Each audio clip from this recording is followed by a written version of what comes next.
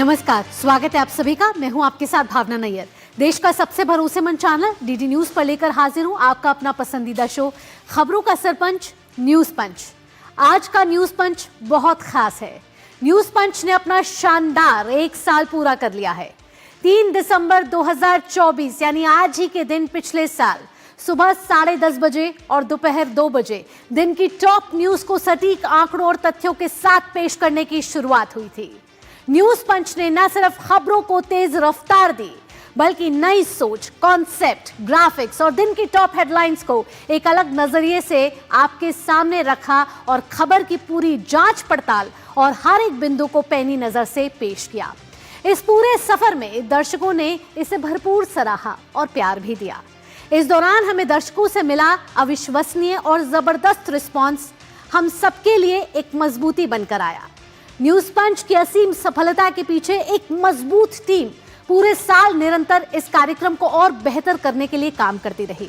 हर शब्द, हर फ्रेम, हर कहानी आप तक शानदार प्रस्तुति के साथ पहुंचे, बस इसी कोशिश में लगी रही। न्यूज पंच की पूरी टीम की ओर से हम अपने सभी दर्शकों को दिल से धन्यवाद करते हैं। आपका सपोर्ट और आपका भरोसा ही हमें आगे बढ़ने की ऊर्जा देता है। आने वाले समय में हम इसी तरह आपको सबसे सटीक, तेज और असरदार खबरें पहुंचाते रहेंगे। न्यूज पंच का आपसे वादा है कि हम यूं ही सच के साथ खड़े रहेंगे, खबरों की रफ्तार बनाए रखेंगे। चलिए न्यूज पंच की शुरुआत करते हैं। जिन खबरों पर आज हमारी नजर रहने वाली है उन टॉप लाइंस का रुख। झूठी है पाकिस्तान की कहानी, ये हमारी पहली खबर होने वाली है।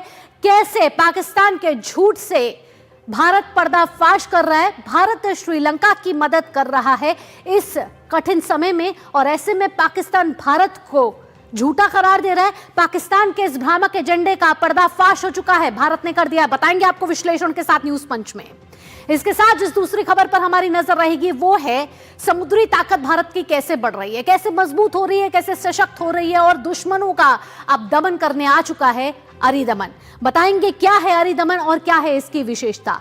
इसके साथ जिस तीसरी बड़ी खबर पर हमारी नजर रहेगी और आपको उससे रूबरू कराएंगे वो है आपके स्वास्थ्य से जुड़ी खबर, और वो है WHO ने किस तरीके से मोटापे को एक दीर्घकालिक बीमारी बताया है। प्रधानमंत्री नरेंद्र मोदी हमेशा से ही मोटापे से जुड़ी स्वास्थ्य चुनौती से आपको वाकिफ कराते रहे, लेकिन इस बार WHO ने भी कहा है कि कैसे मोटापा जो है एक वैश्विक बीमारी बनता हुआ नजर आ रहा है, कैसे इसे पार पाना जरूरी है। आइए अब शुरुआत कर लेते हैं न्यूज पंच की और खबरों को जानते हैं विस्तार से। चक्रवात दितवा से बुरी तरह तबाह श्रीलंका के लिए पाकिस्तान की राहत उड़ान को लेकर दोनों देशों में नया विवाद खड़ा हो गया है।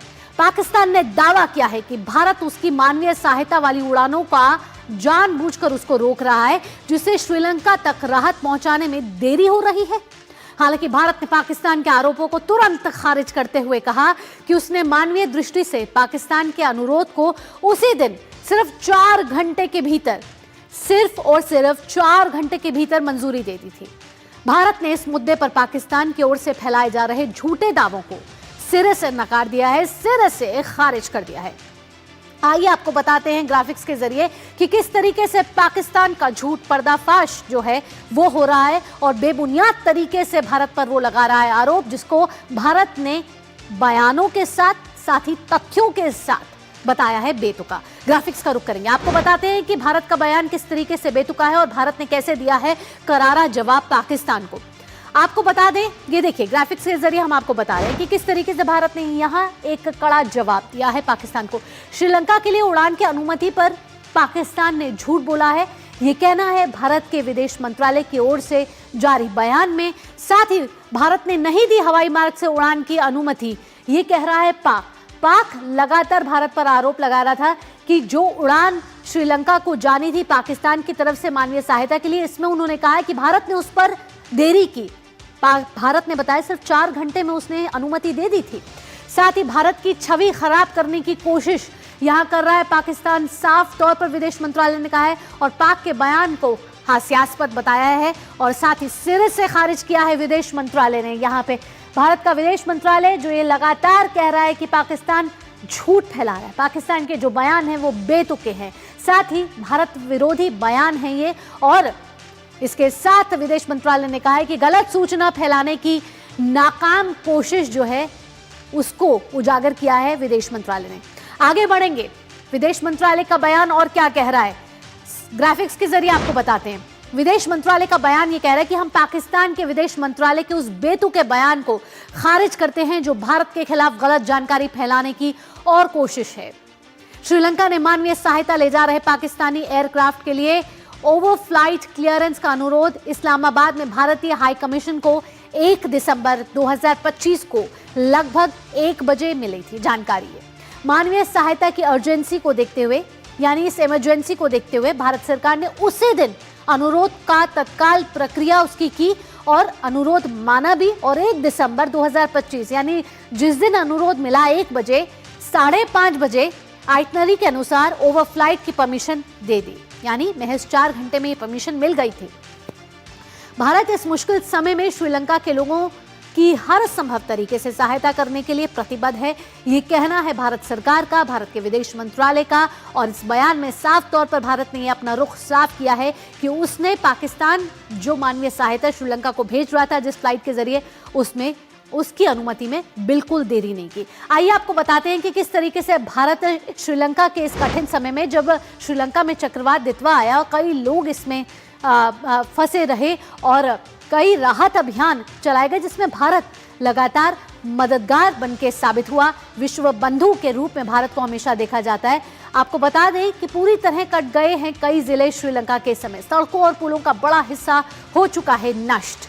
ऐसे में श्रीलंका इस कठिन परिस्थिति से गुजर रहा है जहां भारत उसका दोस्त बनके हमेशा से, जब भी श्रीलंका पे कोई भी कठिन आपदा आई है, कठिन परिस्थिति से गुजरा है, श्रीलंका को हमेशा भारत ने मदद की है। अगर श्रीलंका के ताज़ा हालातों की बात करें तो 465 लोगों की मौत इस चक्रवात दितवा से हो चुकी है। कई लोग अभी भी लापता बताए जा रहे हैं। ऐसे में भारत सरकार इस संकट की घड़ी में ऑपरेशन सागर बंधु के तहत श्रीलंका को हर संभव मदद पहुंचाने के लगातार प्रयास कर रहा है और श्रीलंका में जो फंसे हुए भारतीय भी थे उनको भी निकालने की कोशिश और वापस भारत लाने की कोशिश लगातार जारी है। इस समय हमारे संवाददाता अखिलेश सुमन हमारे साथ जुड़ गए हैं। अखिलेश, एक बार फिर पाकिस्तान ने झूठ बोला जिसका पर्दाफाश भारत ने किया। भारत के बयान में ये साफ तौर पर कहा गया है कि महज 4 घंटे की जो समय था उसमें वो अनुमति दे दी गई थी और जो मानवीय सहायता श्रीलंका तक पहुंचनी थी वो समय पर पहुंची थी। पाकिस्तान बार बार ऐसी हरकतें करता है अखिलेश। देखिए, पाकिस्तान की रणनीति हमेशा ऐसी रही है कि वो इस तरीके का विवाद पैदा करे ताकि उसे भारत के खिलाफ कोई स्कोर सेटल करने का मौका मिले। जैसा कि आप जानते हैं कि भारत फर्स्ट रिस्पॉन्डर रहा जब पाकिस्तान जब श्रीलंका में ये दितवा तूफान आया और तुरंत ही भारत ने कहिए कि तुरंत ही भारत ने अपनी सहायता भेजनी शुरू की। सारी तरह की सहायताएं भारत ने दी और कह सकते हैं कि भारत सबसे ज्यादा सहायता अगर श्रीलंका की कोई कर रहा है आज के दिन में तो भारत कर रहा है। और ऐसे में पाकिस्तान को एक अपना ब्राउनी पॉइंट बनाना था, इसलिए कहा कि हम भी राहत सामग्री भेजेंगे। पाकिस्तान खुद ही इतनी समस्याओं से घिरा हुआ है कि वहां लोगों के खाने के लाले पड़े हुए हैं और उनको भी राहत सामग्री भेजनी है। ठीक है, 1 दिसंबर को 1 बजे उन्होंने भारत से अनुरोध किया कि हमको 5:30 बजे की एक फ्लाइट भेज दी है श्रीलंका में राहत सामग्री लेकर। भारत ने उसको प्रोसेस किया और प्रोसेस करके उनको बता दिया कि हाँ जी आप फ्लाइट ले जाइए अपने निर्धारित समय पे। अब इसमें भारत की तरफ से कोई भी ऐसी डिले नहीं की गई और इसके बाद पाकिस्तान का यह आरोप लगाना निश्चित तौर पे कह सकते हैं कि दक्षिण एशिया में एक विवाद पैदा करने जैसा है और यही पाकिस्तान लगातार करता रहा। पाकिस्तान की इसी रवैये की वजह से आज सार्क जो है, सार्क मृतप्राय हो चुका है क्योंकि पाकिस्तान लगातार आतंकवादी हरकतें भारत के अंदर करता रहा है और न सिर्फ भारत बल्कि अन्य जगह भी आतंकवाद के तार उससे जुड़े हुए हैं। तो इसमें पाकिस्तान का ये जो बयान है, यह जो कह सकते हैं कि ये जो हंगामा उन्होंने किया है, यह उसी नजरिए से देखा जा रहा है। भारत हमें भी विदेश मंत्रालय के लोगों से बातचीत हुई, उन्होंने कहा कि अखिलेश, यहाँ ये तो नहीं कि पाकिस्तान अटेंशन चाह रहा है, दुनिया को ये दिखाना चाह रहा है कि हम भी श्रीलंका तक मदद पहुंचा रहे हैं, क्योंकि भारत ऑपरेशन सागर बंधु के तहत अपनी आप मानवीय सहायता पहुंचाता हुआ नजर आ रहा है और लगातार जब भी कठिन परिस्थिति में हमारे पड़ोसी देश आए, भारत हमेशा विश्व बंधु के तौर पर, मददगार के तौर पर और एक दोस्त के तौर पर सामने आया है। हाँ, निश्चित तौर पे यही मैं बोल रहा था कि देखिए पाकिस्तान ने भारत को के लिए एयर स्पेस अभी तक नहीं दिया है। सिविलियन एयरक्राफ्ट भारत पाकिस्तान के हवाई मार्ग से नहीं होकर जा सकते, लेकिन भारत ने जब सुरक्षा राहत कार्यों के लिए उन्होंने मांगा तो भारत ने तुरंत इसकी इजाजत दे दी। तो निश्चित तौर पे पाकिस्तान का जो रवैया है वो रवैया इस तरीके का है ताकि इस इलाके में एक ऐसी स्थिति पैदा हो ताकि लोगों को लगे कि टकराव की स्थिति बनी हुई है। और इस स्थिति में देखिए भारत ने इन सारी चीजों को नजरअंदाज करते हुए जहां भी समस्या हुई, आपको अफगानिस्तान की बात याद है, अफगानिस्तान में भूकंप आया, भारत ने तुरंत सहायता भेजी। श्रीलंका में इसके पहले भी कई बार इस तरह की जो प्राकृतिक आपदाएं आई हैं, भारत सबसे पहला रिस्पॉन्डर बना, यहाँ तक कि पानी भी पहुंचाने का काम भारत ने किया। तो यह जो है भारत का एक ट्रैक रिकॉर्ड है, जिस ट्रैक रिकॉर्ड से पाकिस्तान को हमेशा एक तरीके से कहिए कि डिप्लोमेटिक राइवलरी एक जूझती है या कहिए कि एक तरह से जलन होती है, और उसके चलते पाकिस्तान इस तरह की हरकतें करता है। दुनिया को पता है कि भारत किस तरीके से इस पूरे महासागर, बिल्कुल दुनिया को पता है, कई देशों को यहाँ पता है, और उस देशों का ट्रस्ट विश्वास भारत पर है। और भारत जिस तरीके से कई ऑपरेशन से लगातार चलाता रहा है, जिसमें साफ तौर पर भारत ने कई देशों को कठिन परिस्थितियों से निकाला है, और इसमें श्रीलंका भी अब एक शामिल है। अब पाकिस्तान के जो फर्जी दावे थे उसको निराधार भारत सरकार ने यहां साफ तौर पर करार दे दिया। अखिलेश, तमाम जानकारियों के साथ यहां आपका बहुत बहुत धन्यवाद। और अगली खबर जो है वो है समुद्री ताकत से जुड़ी हुई। भारत की समुद्री ताकत को और मजबूती मिलने वाली है। समुद्री सीमा पहले से कहीं ज्यादा सुरक्षित होने जा रही है। आपको बताते हैं कैसे। देश की तीसरी स्वदेश निर्मित परमाणु संचालित बैलिस्टिक मिसाइल पनडुब्बी INS अरिदमन जल्द भारत नौसेना में शामिल हो जाएगी। 4 दिसंबर को नौसेना दिवस है और INS अरिदमन के परीक्षण भी चल रहे हैं, यानी फाइल ट्रायल स्टेजेस में है अब ये। और ये सबमरीन एक ऐसे अजय शिकारी की तरह है जो दुश्मन को हजारों किलोमीटर दूर से जवाब देने की क्षमता रखती है। यानी दुश्मन अगर चाहे भी ना तो भी अब समुद्र के जरिए, पानी के जरिए हम तक नहीं पहुंच सकता है। ऑपरेशन सिंदूर में भी हमने ये देखा है। अरिदमन यानी शत्रु का नाश करने वाली सबमरीन से भारत की परमाणु प्रतिरोधक और मारक क्षमता उल्लेखनीय रूप से अब बढ़ जाएगी। INS अरिहंत और INS अरिघात के बाद ये सबमरीन अरिहंत क्लास का सबसे एडवांस्ड अपग्रेड माना जा रहा है। INS अरिदमन की तैनाती के बाद भारत की परमाणु त्रिशक्ति यानी कि न्यूक्लियर ट्रायड जमीन, हवा और समंदर पूरी तरह से संतुलित और उच्च क्षमता वाली होने की उम्मीद जताई जा रही है। तो बेहद ही खास है ये INS अरिदमन। कई विशेषताएं हैं। क्या है इसकी विशेषताएं, कैसे ये भारत का जलवा समुद्र में दिखाएगा, ये आपको बताते हैं ग्राफिक्स के जरिए। INS अरिहंत के बाद अब INS अरिदमन की एंट्री होने जा रही है। INS अरिदमन और भी एडवांस्ड है और साथ ही साथ दुश्मनों से लड़ने के लिए उसकी मारक क्षमता भी अच्छी है और इससे ज्यादा उसमें एडवांस टेक्नोलॉजी भी लगी हुई है। परीक्षण के अंतिम चरण में अब ये पहुंच चुका है, यानी कि ट्रायल स्टेजेस अब अंतिम चरण में है। 4 दिसंबर को नौसेना दिवस है और परमाणु हथियारों से ये लैस है, यानी इसमें वो एडवांस टेक्नोलॉजी है जो इससे पहले के जो सेगमेंट्स हैं उसमें नहीं है। न्यूक्लियर ट्रायड को और करेगा ये मजबूत। प्रधानमंत्री नरेंद्र मोदी कई बार न्यूक्लियर ट्रायड की जानकारी हम सब तक पहुंचा चुके हैं। शांति स्थापित करने में होगा ये मददगार और देश की सुरक्षा में एक निर्णायक भूमिका निभा सकता है ये INS अरिदमन। कैसे ये सुपर पावर है INS अरिदमन और साथ ही साथ इसकी विशेषताएं क्या हैं। 7000 टन बड़ी 130 मीटर लंबी सबमरीन है ये। इसके साथ 3500 किलोमीटर रेंज वाली एडवांस्ड K4 मिसाइलें इसमें लैस हैं। 6000 किलोमीटर रेंज वाली K5 वेरिएंट के 8 वर्टिकल लॉन्च ट्यूब, लंबे समय तक पानी के अंदर ऑपरेशन के लिए एडवांस रिएक्टर भी इसमें शामिल हैं। यानी इसमें कई विशेषताएं हैं और कई खासियत हैं जो इसको बनाती हैं वर्ल्ड क्लास, इसको बनाती हैं समुद्री जो शक्ति है उसकी सुपर पावर। अगले ग्राफिक्स का रुख करेंगे जहां आपको बताते हैं कि कैसे नेवी चीफ ने पाक की क्लास लगाई है। ऑपरेशन सिंदूर का किया है जिक्र और कई बड़ी बातों का यहां जिक्र किया है। आपको बताते हैं कि क्या नेवी चीफ यहां कह रहे हैं। तो भारत ने अपनाया है आक्रामक रुख, ये कहना है हमारे नेवी चीफ का, और साथ ही साथ उन कई और बड़ी बातों का वो जिक्र करें कि पाकिस्तानी नौसेना बंदरगाहों पर रहने को इस समय है मजबूर। पाकिस्तान पर बड़ा इस समय वित्तीय दबाव है और ऑपरेशन सिंदूर में हमने देखा कि कैसे उनके पनडुब्बियां हमारे सीमाओं तक भी ना पहुंच सके, ऐसी हमारी समुद्री ताकत मजबूत है। और व्यापारिक जहाजों का पाकिस्तान जाने से इस समय परहेज है और ऑपरेशन सिंदूर अभी भी जारी है, ये कहना है हमारे नेवी चीफ का। अंकित मिश्रा इस समय हमारे साथ जुड़ गए हैं ज्यादा जानकारी के साथ, रुक करेंगे अंकित का। अंकित, क्या क्या इसमें और विशेषताएं हैं जो इसको बनाती हैं खास और जो दूसरे वेरिएंट्स हैं उनसे अलग? देखिए, साफ तौर पर क्योंकि भारत की विश्व स्तरीय जो तकनीक इस्तेमाल करने की जो योजना रही है वो एक तो साफ तौर पर नजर आती है, और साफ अगर कहें तो भारत के अदम्य साहस को ये दर्शाने के लिए किसी से छुपा नहीं है, क्योंकि ये भारत का एक तरीके से वो अभियान है जो न केवल हमारी जो सीमाओं को सुरक्षित करता है बल्कि ये भी दिखाता है कि जो भी हम पर नजर बनाएगा या गड़ाने की कोशिश भी करेगा उसे मुंह की खाना पड़ेगा। और इन सब के बीच अर्धमान अपने आप में वो हाईटेक टेक्नोलॉजी से लैस है जो भारत की सोच और समझ ये दोनों ही अंतर्राष्ट्रीय पटल पर दिखाता है, क्योंकि ये K9 जो बैलिस्टिक मिसाइल्स हैं उनको ले जाने की क्षमता रखता है, क्योंकि तीसरी INS यानी पनडुब्बी होने जा रही है जिसका जिक्र एडमिरल ने किया है, प्रमुख ने किया, नौसेना प्रमुख ने।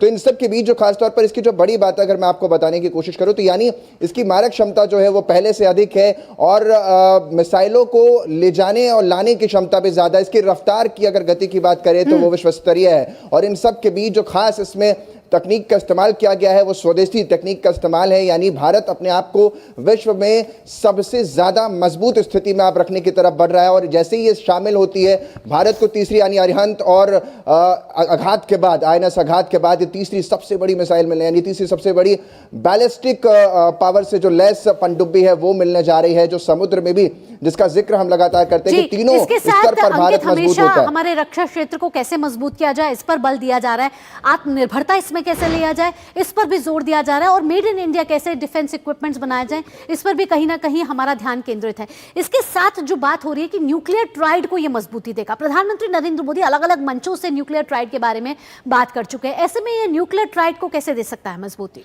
देखिए, साफ तौर पर क्योंकि हवा से लेकर जमीन तक और जमीन से लेकर पानी यानी कि समुद्री तल तक ये तीनों को ही न्यूक्लियर ट्रायल कहा जाता है। और यहां पर न्यूक्लियर को किस तरीके से यानी परमाणु शक्ति से लैस होना, बैलिस्टिक पनडुब्बी को लॉन्च करना, यही उस तरफ दिखाता है कि कैसे हम आसमान से लेकर समुद्र तक तैनात हैं। और हमारी तैनाती का नमूना भी पूरे विश्व ने देखा था जब पाकिस्तान के साथ ऑपरेशन सिंदूर में भारत शामिल हो जाता है और मुंह की खानी पड़ती है पाकिस्तान को। और इन सब के बीच जिस तरीके से कल भी जिक्र नौसेना प्रमुख ने किया और ये भी बताया कि कैसे पाकिस्तान को अपनी सीमाओं के अंदर तक रहना पड़ा, न केवल अंदर रहना पड़ा बल्कि वो अभी भी परिचालन करने में सक्षम नहीं पाते हैं, जबकि भारत बड़ी मुस्तैदी और बहुत ही सजगता के साथ पूरे विश्व में इस समय घूम रहा है। आराम से उसके नौसेना के जितने भी वाहक हैं वो आराम से जाते हैं। तो यानी यही दर्शाता है कि जो भी हमसे टकराने की कोशिश करेगा वो समुद्री शक्ति जो है हमारी मजबूत कहीं ना कहीं अरिदमन से उड़ेंगे होश, क्योंकि दुश्मनों को दमन करने के लिए आ चुका है अब अरिदमन।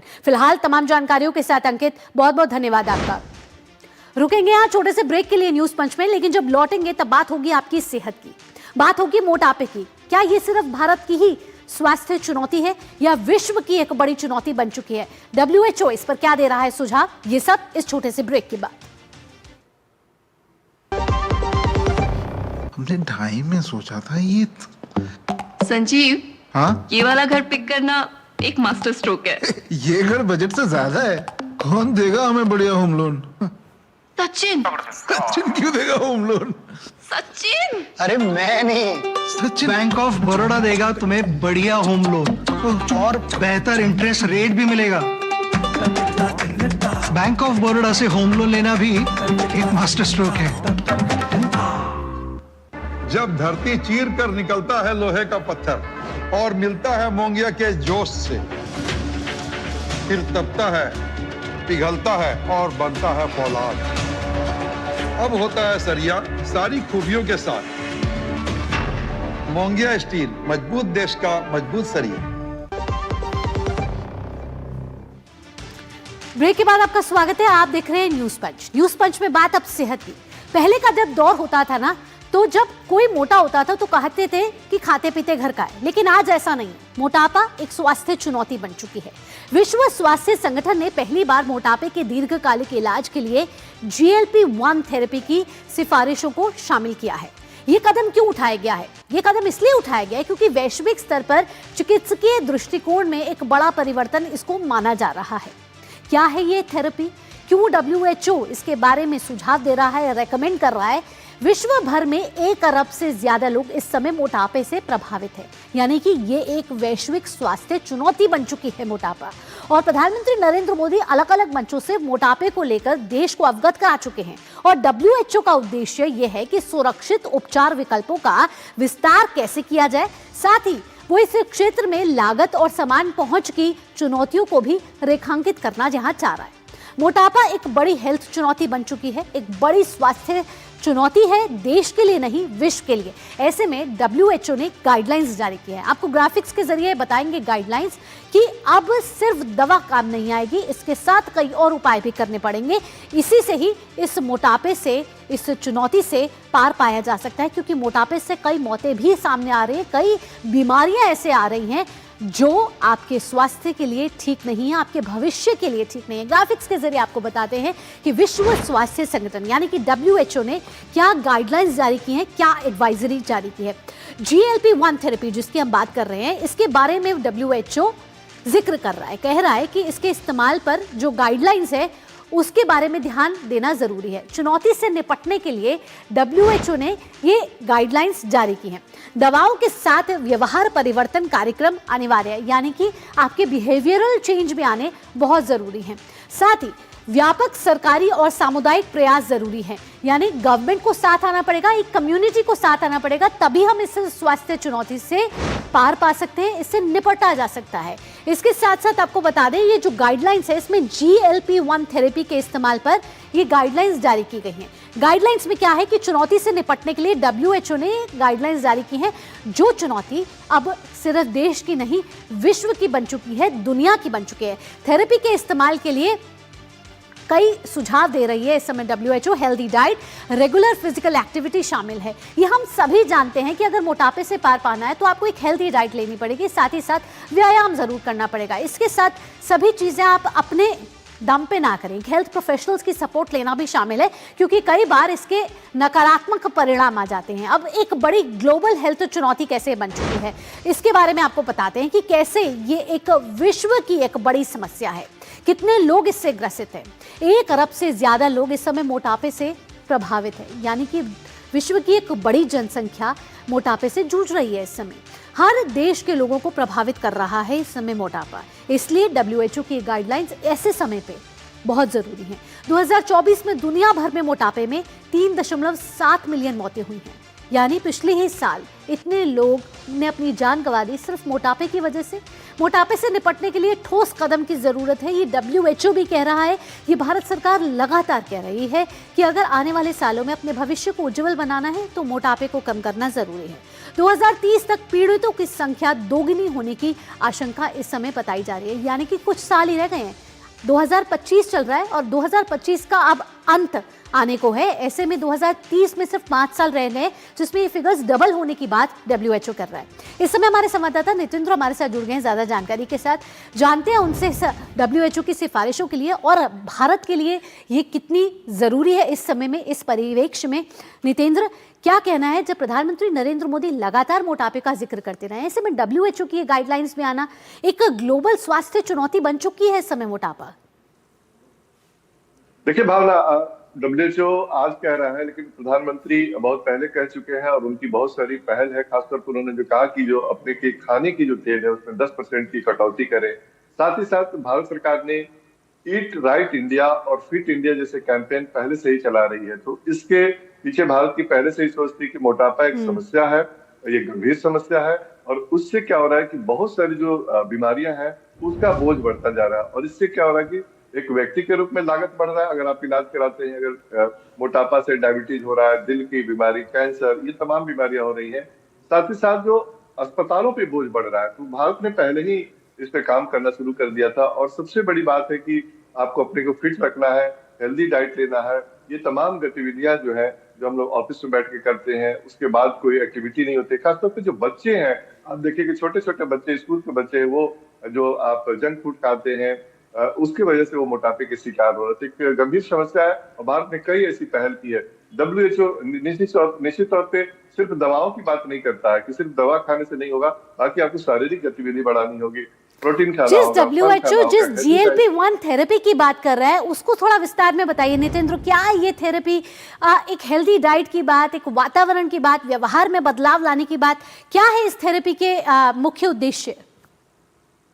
देखिए, ये थेरेपी इसलिए लाई गई है कि थेरेपी बहुत ही डॉक्टरों की निगरानी में, डॉक्टर की प्रिस्क्रिप्शन पे ही खाना, ये नहीं कि ओवर द काउंटर कोई भी खा सकता है। और बहुत खास लोगों को ये दवा दी जाएगी क्योंकि इसमें वो कंट्रोल करता है शुगर और तमाम इंसुलिन वगैरह को कंट्रोल करता है, तो धीरे धीरे मोटापे को कम करता है। लेकिन इसमें बहुत सारी गाइडलाइन है, सबको इस दवा को खाने की जरूरत नहीं, जब डॉक्टर लिखे तभी खाने की जरूरत है। तो और WHO ने ये भी कहा कि सिर्फ दवा पर निर्भर नहीं रहना। दवा तो इसलिए लिया, उन्होंने अप्रूवल दिया कि एक बहुत बड़ी समस्या कुछ खास लोगों में ज्यादा है।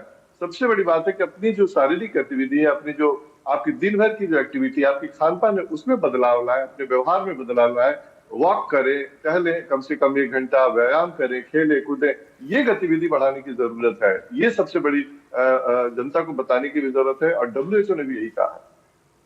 बिल्कुल, बहुत बहुत धन्यवाद नितेंद्र, ये तमाम जानकारी हमारे दर्शकों तक साझा करने के लिए। तो ये एक वैश्विक चुनौती बन गया है जिससे इस समय पूरी दुनिया जूझ रही है, जिसमें WHO अब आगे आया है और अपनी सिफारिशें लेकर आया है। तमाम जानकारियों के साथ नितेंद्र ये हमारे साथ हैं। न्यूज़ पंच में फिलहाल इतना ही। 2 बजे फिर होगी आपसे मुलाकात। देश और दुनिया की बाकी खबरों के लिए जुड़े रहिए DD न्यूज़ के साथ। दीजिए अनुमति, नमस्कार।